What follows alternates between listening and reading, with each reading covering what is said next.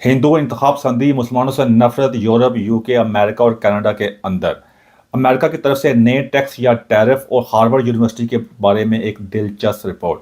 सबसे पहले बात करते हैं हिंदू इंतखाब संधि के बारे में, मुसलमानों से नफरत के बारे में, जो कि नई रिपोर्ट आई है इंग्लैंड की हुकूमत की तरफ से।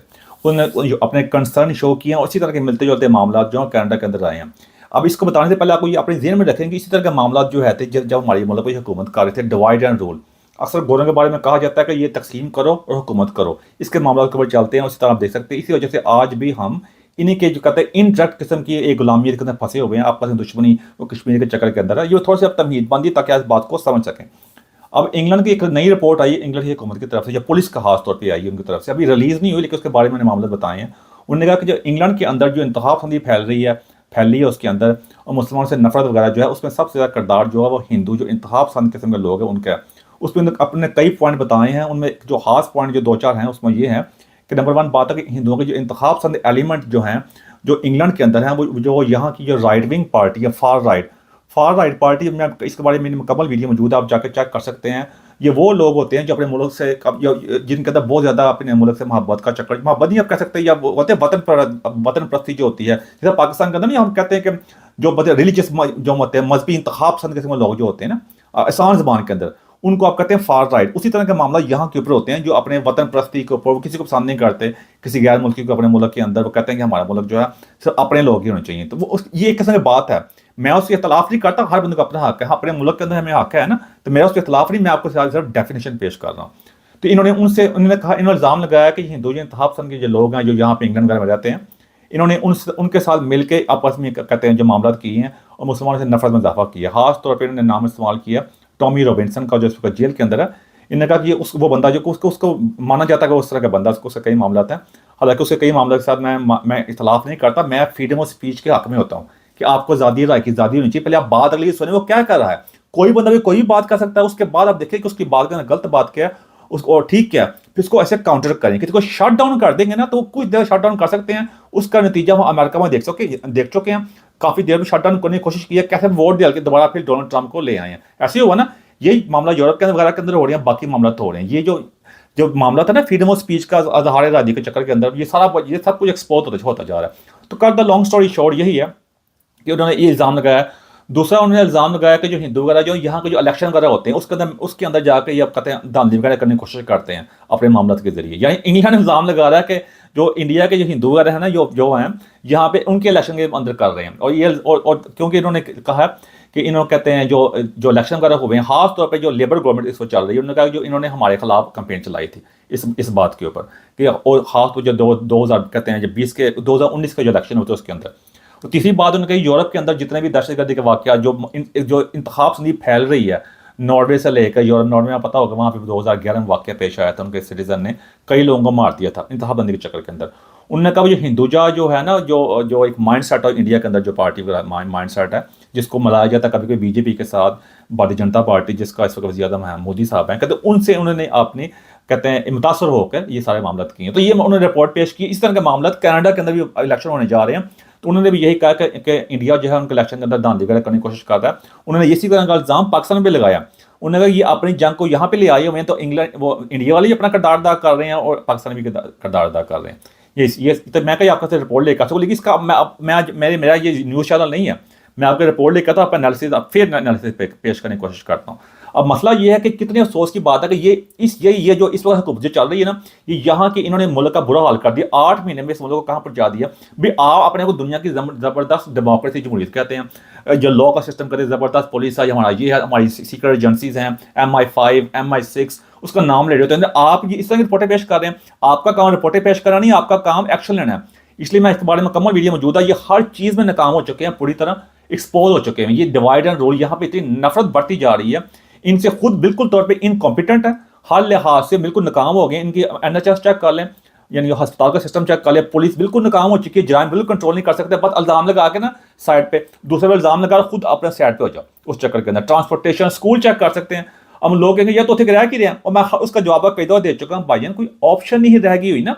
मसला ये इन्होंने अब बाकी दुनिया में इसको पूरी दुनिया में अनरेस्ट चल रही है, अपने हमारे मुल्कों में बिल्कुल फारग कर दिए इन्होंने उस चक्कर के अंदर। और यहाँ भी ये क्या कर रहे हैं कि अपनी जो तवज्जो हटाने के लिए, जब का मैं इन मुल्कों में आया मैंने यही देखा है, ये बात 2-4 मामला इनसे वो हल ही नहीं हो रहा। भाई आपके सामने ये सब कुछ हो रहा है। अब यहाँ पे हमारे पाकिस्तानी भाई जो हैं उनके बारे में भी देख लें, उस पर अलग वीडियो मौजूद है, वो जो सेक्सुअल वाक़या पेश आए, ग्रूमिंग गैंग, उसके अलावा यहाँ इतने क्राइम्स जहाँ पे हमारे लोग भी ड्रग्स के अंदर इन्वॉल्व हैं, सब कुछ है। मैं ये नहीं हमारे पाकिस्तानी है जो काले हैं वो नाइफ क्राइम, ये चाकू जो छुड़ियाँ मारना उस चक्कर के अंदर, ड्रग के अंदर वो भी हैं। कुछ कंट्रोल इनकी में नहीं है। ये क्या करते हैं कि काला का मामला तो बिल्कुल ना बोलते, उन्हें पता है कि बोलेंगे तो यहाँ पे सिविल वार होगी, उस पर नहीं बोलते। अब कभी कहते जो पार्टी आती है, कभी पाकिस्तान मुसलमानों को चढ़ा दो, कभी पाकिस्तान चढ़ा दो, आपस में लड़ाई रखो, हमारे पर कोई ना देखे। ये चक्कर इन कंट्रोल कुछ नहीं करना। भाई आपकी रिपोर्ट है, कंट्रोल करो भाई। आपके अगर एविडेंस है ना, आपका मकसद क्या है? जो लॉ एजेंसीज होती हैं, जो हमारे, मैं ऐसा कह रहा पाकिस्तान जो ना इनकी एक्स्ट्रा ब्रांच है, पाकिस्तान में अंदर चेक कर लें, 75 साल हो गए हैं, सेम ही स्टोरियां सुनते आ रहे हैं, चीज़ कोई फिक्स नहीं की इन्होंने। ये वही सिस्टम वहाँ देके आए ना, हमारा तो बाकी चीज़ें तो हमारी नहीं ठीक हो सकी। यहाँ पे तो इन्होंने थोड़ा मामला ठीक किया, दायरे थोड़ा मजबूत कर दी, इसलिए सिस्टम चल रहा है इनका। पाकिस्तान में तो हम कुछ मजबूत नहीं कर सके, इसलिए पाकिस्तान इसी सिस्टम की एक शाख है जो मुकम्मल तौर पर गल सड़ गई हुई है, जहाँ पे जो फालतू कुछ नहीं काबिल नहीं है। ये सिस्टम चल रहा है, कोई पुराना सिस्टम चल रहा था। यहाँ पे आप ये सिस्टम अपने आखिरी दमों के बाद यहाँ पे सिविल वार हो गया कि मामला ठीक ना किया, उन्होंने अपने कानून को सही गिरफ्त का मजबूत ना किया, और फिर मामला लेकर ये दूसरे में इल्जाम लगाना, कभी हिंदुओं पर इल्जाम लगा दो, कभी मुसलमानों पर इल्जाम लगा दो। फिर आपने हिंदू प्राइम मिनिस्टर बनाया हुआ था, ऋषि सुनक जो आया था, उस वक्त क्या मामला थे आपके? भाई आपकी सीक्रेट एजेंसियां कहाँ थी? पुलिस वाले बिल्कुल यहाँ के इनकॉम्पिटेंट कुछ नहीं कर सकते। मैंने उनके वैसे विचार, मैं बेचारों को क्या कहूँ, मैं उनके विचारों के हाथ बांधे हुए इन्होंने, वो बेचारे क्या करें। तो ये मामला मैं आपको समझ रहा हूँ कि ये फिर वही खेल खेल रहे हैं जो इन्होंने काफ़ी देर पहले हमारे मुल्क में खेला था कि डिवाइड एंड रूल के, वहाँ पे सिस्टम दे आए हमें आके, आज तक हम उस चीज़ से, उस शर्त से बाहर ही नहीं निकल सके। तो ये मामला था। दूसरी मामला मैं आपके सामने रखने की कोशिश करूंगा कि जो इस वक्त पूरी दुनिया में जो नंबर 1 हॉट इशू चल रहा है वो डोनाल्ड ट्रंप के जो हैं वो टैरिफ क्या होता है? वो टैक्स होता है। डोनाल्ड ट्रंप जो बात कर रहा है वो रेसिप्रोकल टैरिफ जो होते हैं, रेसिप्रोकल टैरिफ जो होते हैं वो इस तरह होते हैं कि जिस तरह फर्ज कर लें कि मैं एक मुल्क हूं ना, मेरा एक मुल्क है, NHB सामने लगा लें, एक आपका मुल्क, हम दूसरे को चीज़ें भेज रहे हैं, मैं आपको चीज़ें भेजता हूँ, आप मेरी चीज़ों पर लगाते हैं 10% टैक्स, जो भी मैं आपको वहाँ भेजता हूँ मैं, लेकिन आप मेरे मुल्क में आते हो तो मैं तो 2% टैक्स लगाता हूँ, हमारा एग्रीमेंट चढ़ा होया हुआ है। अब वो कह रहा है अगर आप मुझे 10% टैक्स लगाएंगे ना तो मैं भी आपके ऊपर 10% टैक्स ही लगाऊंगा। इसे कहते हैं रेसिप्रोकल टैरिफ्स, यानी जो आप करेंगे यानी मैं वही करूंगा। कि वो ये इसको एक शेर में सम अप करते हैं कि वफा करोगे वफा करेंगे, जफा करोगे जफा करेंगे, हम हैं आदमी तुम्हारे जैसे, जो तुम करोगे वो हम करेंगे। तो ये वो मामला इन्होंने किए टैक्स के मामला के अंदर ना, कि उन्होंने कहा कि सबको खास तौर पर ये टैक्स लगाए गए हैं गाड़ियों के ऊपर, और जो स्टील के मामला हैं, क्योंकि कनाडा के इसकी ज़द के अंदर आया, वो बाकी यूरोप वगैरह भी, इंडिया के ऊपर भी उन्होंने लगाए हैं। उन्होंने कहा कि इंडिया का एक हाई टैक्स कंट्री है, हमारी चीज़ें वहाँ जाती हैं, इंडिया तरह हैवी टैक्स लगाता है, हम उनको प्लेटफॉर्म देते हैं, हम उन्हें कम टैक्स लगाते हैं, ये क्या चक्कर है? तो ये पूरा हक है। पाकिस्तान चेक कर लें, पाकिस्तान गाड़ियाँ भेजनी हो तो कितना टैक्स लगता है उसके ऊपर, हर मुल्क को हक है भाई। आप अपने, अगर आप इतना रिलाई कर रहे हैं अपने आप को, पहले इस मुकाम पे लेके आओ जाके, आपको देखना ना पड़े। तो ये जो टैरिफ का चक्कर है ना, इस तरह का टैक्स वगैरह लगते हैं। टैरिफ को आम जुबान के अंदर आसानी के साथ आप इसे टोल कह सकते हैं, टोल प्लाजा नहीं होता, आप जा रहे होते हैं और टोल दे रहे होते हैं, इस तरह टैक्स भी ऐसे होते हैं। जो कंपनी, जो मुल्क जो आपस में तजारत करते हैं ना, जो चीज़ें आप बेचते हैं, इंपोर्ट करते हैं, अपने मुल्क में मंगवाते हैं, फिर उसके ऊपर टैक्स लगता है चीज़ें मंगवाने का। उससे भी इसलिए होता है कि ताकि आपके ये लोकल बंदे हैं उनके साथ कोई मतलब है, उनके साथ जस्टिस हो, वो कब बिल्कुल पीछे ना रह जाए। तक होता ही है कि बाहर से चीज़ें आएंगी, खास तौर पे अपने मुल्क की बंदे चीज़ें बना रहे होंगे, फिर होता ही है कि उनको फेयर नहीं होता। तो वो जो लोकल बंदे होते हैं, फिर लोग बाहर की चीज़ ज़्यादा बिकना शुरू करते हैं, लोकल बंदे मार्केट से बाहर हो जाएंगे ना इस चक्कर के अंदर। तो उसने यही कहा कि आप हमारे अमेरिका के अंदर चीज़ें बनाओ तो आपके पास कोई टैक्स नहीं होगा। यहाँ गाड़ी कोई है ना, उन्होंने कहा अमेरिका के अंदर गाड़ी बनाएंगे ना कि आपके पास कोई टैरिफ नहीं लगेगा, लेकिन अमेरिका से बाहर गाड़ी बनेगी तो 25% टैक्स लगेगा, इसका अगर मैं गलती नहीं कर रहा तो इस तरह का मामला था। तो ये मामला, ये सारा मेरे ख्याल डोनाल्ड ट्रंप का बिल्कुल ठीक कर रहा है, उसका अपना मुल्क है, हमने उस पर रिलाई करने की जरूरत है। इसलिए मैं बार बार कहता हूँ ना, हमें साइंस टेक्नोलॉजी में आगे आना चाहिए। चाइना भी लगाया टैरिफ उन्होंने, लेकिन चाइना उससे आज तरह बाहर निकलता जा रहा है, इंडिया फंसा हुआ बैठा हुआ है, हम तो जो 3 महीने 13 में भाई हैं। तो मैं कहा आपको थोड़ा सा इस बारे में एक्सप्लेनेशन दे दूँ।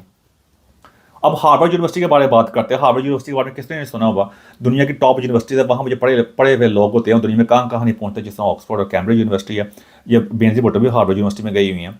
जो लास्ट जो प्रेसिडेंट अमेरिका का है था बराक ओबामा, वो भी हार्वर्ड का पढ़ा हुआ है, उसकी वाइफ भी हार्वर्ड की पढ़ी हुई है, मिशेल ओबामा जो है। इस तरह के और भी कई दुनिया के नाम हैं। जो बिल गेट्स था वो भी हार्वर्ड का से निकाल दिया गया था, जो वॉट एवर जो केसेज हैं उसके अंदर।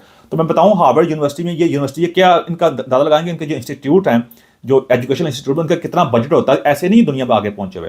हार्वर्ड यूनिवर्सिटी का जो टोटल जो बजट है जो है वो $53 बिलियन है, यानी 53 अरब डॉलर। 112 कंट्री, 120 कंट्री में जो है उनका जितनी इनकम होती है उससे ज़्यादा एक यूनिवर्सिटी का बजट है। दादा का इनका इनकम है, इनकम भी कह सकते हैं, बजट भी कह सकते हैं, दादा कह सकते हैं। ये ऐसे नहीं दुनिया इन्होंने पहुंची हुए आगे दुनिया जितनी बड़ी और जो बड़ी बातें करके पीछे बढ़े हुए हैं। यानी 120 मुल्कों से ज्यादा, दुनिया के 120 मुल्क, दुनिया में 180-90 सारे मुल्क हैं, सारे 120 मुल्कों से ज्यादा हार्वर्ड यूनिवर्सिटी अमेरिका का बजट है या उनकी इनकम है सारी। तो उसमें थोड़ा सा और बता दूं आपको कि जिस तरह 53 बिलियन $53 बिलियन है, ज़्यादा मामला जो होते हैं इसमें जो होते हैं ना रिसर्च वगैरह भी होते हैं, तो इसमें $53 बिलियन में से $9 बिलियन या $9 बिलियन आपको वो उनको हुकूमत की तरफ से मिलता है रिसर्च करने के अंदर। वैसे हार्वर्ड यूनिवर्सिटी के अंदर जो स्टूडेंट वगैरह पढ़ते हैं उससे 25,000 स्टूडेंट पढ़ते हैं हार्वर्ड यूनिवर्सिटी के अंदर। उनका जो स्टाफ है वो 21,000 बंदों का स्टाफ, ऑलमोस्ट 21,000 बंदों का स्टाफ है उसके अंदर।